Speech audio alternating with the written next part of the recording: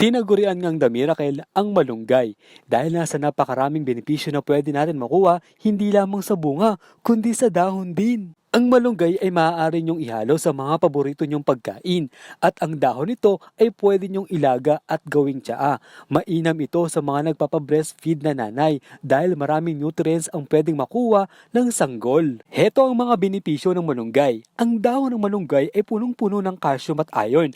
Ang calcium ay nagpapatigas ng ating buto at panlaban sa mga osteoporosis. Kung ikaw naman ay anemic o kulang sa dugo, sagana ang malunggay sa iron na nagpapadami ng ating dugo. Mataas din sa protina, potassium, vitamin A at vitamin C ang malunggay. Ang mga bitaminang ito ay tinatawag na antioxidant. Ito ay lumalaban sa mga stress at nagpapabagal sa edad ng ating katawan. Kumpara sa ibang prutas at gulay, ang malunggay ay mas maraming bitamina.